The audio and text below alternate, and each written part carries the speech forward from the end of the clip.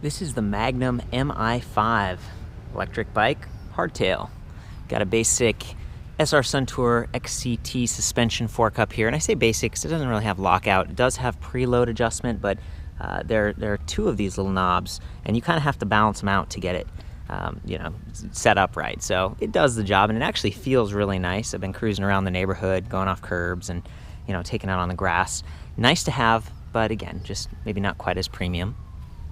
Back here we've got kind of the rear triangle, nice seat stays that got these threaded bosses for adding maybe like a fender up here or a rack. I really like that because a lot of times if you're getting a hardtail, you can have it double as like a commuter, or just cruising down to the market or whatever, and then on the weekends you take it out on the trail. So that's pretty cool. A lot of the specs on this thing are, they're a little bit more basic. It weighs about 52 pounds. The battery pack's about 7 pounds, so it's not the lightest weight bike. But that's partially because it's a larger battery. The components they're also kind of lower end. Shimano Tourney TX, 7-speed derailleur in the back, and 3-speed Shimano Tourney up front. So 21 gears. That's actually pretty decent in terms of the number of gears. Tourney, it's at the bottom, but that doesn't mean it doesn't work. It definitely gets the job done, and this thing is designed to be priced really affordably. So it's like $14.99. You get a 1-year comprehensive warranty, and it just performs well, kind of like you'd expect. There are a few little hangups though, and I'll get to those in a moment. So we've got these Schwalbe Smart Sam tires, fairly large, pretty soft when you're riding around, feels nice. They're 27.5 by 2.25, so a little bit wider. Got good traction. You can kind of hear them as you're zooming along on the concrete with the ring. A little bit of vibration going on. I've got the Mi5 sort of custom saddle branded for them. ProMax seat post. I think it's 30.9 millimeters. So if you wanted to add a thud buster or one of those other seat post suspensions, you totally could. Quick release on the seat post, quick release on the front wheel, not the rear wheel. And up front we've got nice Tektro 180 millimeter mechanical disc brake with 160 in the rear. And this is where things get a little bit interesting. So we've got these a little bit more generic like brake levers, and I noticed that the right one does not have the motor inhibitor cable wired in, just the left one right here. Okay, so if you're riding and you want that motor to stop, say you're in pedal assist mode, make sure you squeeze the left lever in order to cut that power. Kind of standard, cheapy grips here. They could twist a little bit more easy because they don't have lockers, but they look good. They get the job done. You've got the trigger shifters down here. You have to pull forward on the top ones. You can't push them, but they do a good enough job. However, these little windows they push the throttle out a little bit, so it's going to be more difficult to reach. This one also has the display kind of swiveled forward. You can see that if you're up here looking down, it's kind of at an angle, and that's because it's colliding with the trigger shifter. So you could maybe tip those up and twist things around. It's good enough, and again, for the price, it's not too bad. ProMax stem, Neko parts here. I think that's a pretty good overview. This is a 19-inch frame. That's kind of this measurement here, the seat tube. Comes in black with a little bit of the blue and gray accents. So only really one size, one style, but it's nice, it's a good style. Definitely gets the job done for me. Wellgo C127 pedals, not my favorite, but again, good enough for the price. And actually, that the price is it's so key on this, especially for a purpose-built bike with the wires all integrated. And then finally, we'll get to the battery in a second. We've got a really standard 350 watt 8-fun internally geared rear hub. I see this on just tons of electric bikes. It's kind of the standard. It's good enough to get you up to 20 miles per hour. Decent for a little bit of off-roading, but it's not especially powerful. I was riding this in the grass early and trying to start from standstill, and it struggled a little bit, and I'm only 135 pounds, so just kind of keep that in mind. Even though this is kind of a mountain bike or a trail bike, it's not going to take you up the hills in throttle mode, at least. If you're pedaling along and you're using those 21 gears, you definitely can climb, and it actually works really well and is a whole lot of fun that way. So, okay, the battery pack here is 36 volts, 13 amp hours. So a lot of times I see 3610.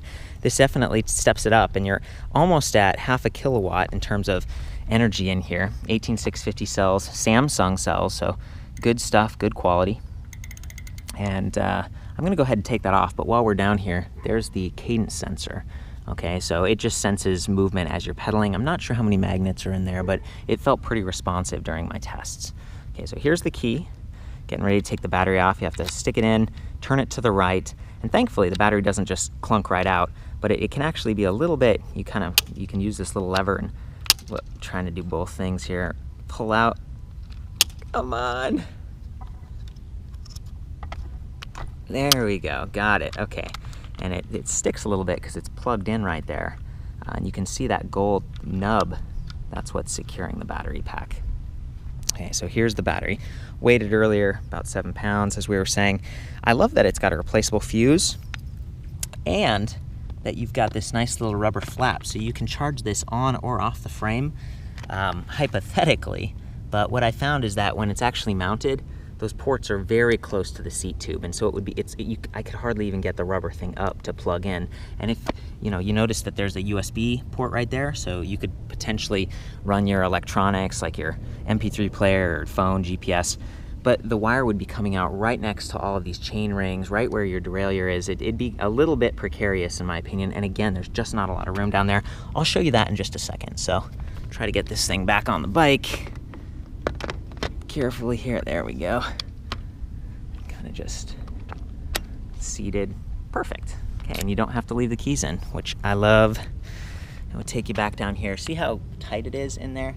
And you could maybe get the rubber thing out, but your USB cord is gonna be, just really close to those moving parts. So maybe the charging port would work out all right here. And the charger, it weighs like 1.3 pounds, so it's really, really light. It's 2 amps. It works all right. And also the continuous current on this bike when you're riding is about 7 amps, and it goes up to 14. So, decent power for those of you that are kind of interested in how the electronics work. There's a 2-step on-off process on this bike, so you have to press this button here, and then these LEDs come to life, but they're kind of faint. So you have to remember that's the first step. Then you come up here to this display panel, press the on-off right here, and you've got sort of all the basic readouts that you'd expect. 6 bars for the battery indicator. You got miles per hour speed over here, assist level, it started in 3, and then you can press set to get a few different readouts, time and distance, max speed, and odometer. So good stuff, kind of what you'd expect. And this bike does have throttle only mode, which is kind of nice. However, when you take this all the way down to 0, it actually limits how much power you get in throttle mode. So it's super, super slow. And at first I thought, here we go, nice kickstand. First I thought it was like really low on battery or something. So I'm in 0 right now, and if I push the throttle, you can see we're just barely moving.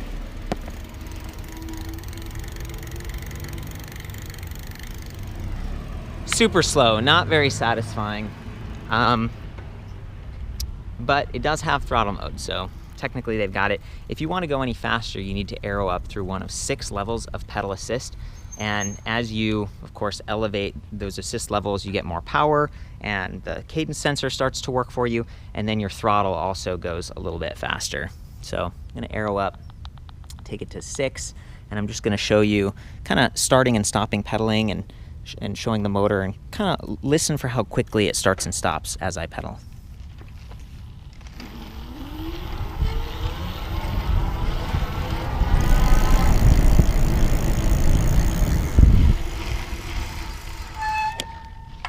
Oh, pretty fast.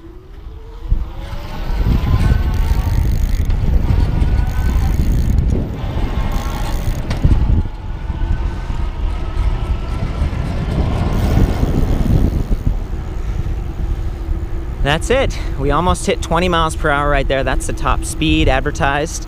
I like this bike. It's really clean. It fits me just about right, being about 5'9", and the price is definitely right. So it's fun, and even though, as I'm about to show you, in grass it doesn't do especially well, and I'm sure that's the same for hills too. it's still going to be a great around town bike, potentially even a commuter bike if you need. So here we go.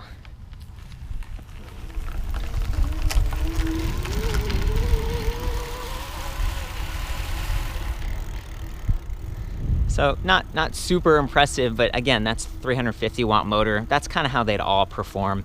I like that you've got extra capacity in this bike in terms of the battery, because you're still going to be able to go a little bit further, especially if you're actually using pedal assist mode, and being able to kind of, you know, add to that and kind of top it off with the throttle if you're climbing a hill or something. It is kind of nice. So that's the Magnum Mi5. For the full write-up on this and other electric bikes, I'll see you back at ElectricBikeReview.com. Ride safe.